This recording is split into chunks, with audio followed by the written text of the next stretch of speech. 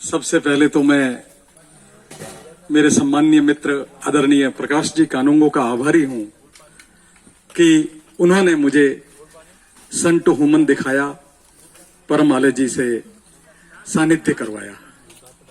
जनवरी 2019 में मुंबई में जब पहला कैंप आजाद मैदान में लगा तो उसके पहले ही प्रकाश जी ने ही मुझे कहा कि आपको ये कैंप ज्वाइन करना है।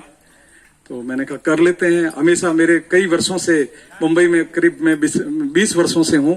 मेरे मार्गदर्शक के रूप में आदरणीय प्रकाश जी हमेशा मेरा मार्गदर्शन करते रहते हैं, मुझे आगे बढ़ाते रहते हैं। तो उसी हिसाब से मैंने वो कैंप भी ज्वाइन कर लिया। तो शुरू में तो लगा कि चलो, एक पत्रकार हूं, पिछले 40 वर्षों से कई संतों को देखा, उनसे इंटरव्यू भी लिए, मुलाकात भी हुई, उनके सानिध्य में भी कई संतों के रहा। तो मैंने कहा चलिए परमाले जी का भी कैंप अपन अटेंड कर लेते हैं।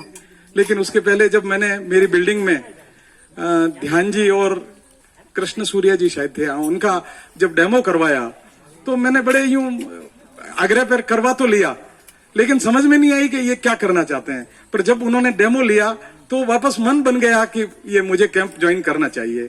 और जिस दिन से मैंने ये पहला कैंप ज्वाइन किया, उस दिन के बाद में बंबई में जितने भी 5 या 6 कैंप हुए और उसके बाद में जितनी भी यहाँ नवरात्रि हुई, एक भी मिस नहीं की, सिवाय कोरोना के इस काल को छोड़कर।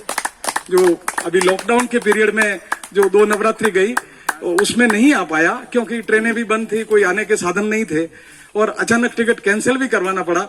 लेकिन मेरा ये सौभाग्य रहा कि मेरा एक बच्चा, बड़ा वाला बच्चा, वो लोनावाला में रहता है और एमबी वैली में उसका कामकाज है कंस्ट्रक्शन का। तो मैंने पूरे 5 महीने एज नवरात्रि, पूरे 5 महीने साधना में परमाले जी के सूक्ष्म संरक्षण में वो एमबी वैली में निकाले हैं और पूरी तरह से अपने आप को विकसित करने में मैंने पूरे 5 महीने दिए। मित्रों, एक बात कहना चाहता हूं कि जैसा मैं समझा हूं, बहुत सारी संस्थाएं होती है, लेकिन यहां जिस तरह की पारदर्शिता है, जिस तरह का खुलापन है, जिस तरह की स्पष्टवादिता है, यानी कोई लाग लपेट नहीं, कोई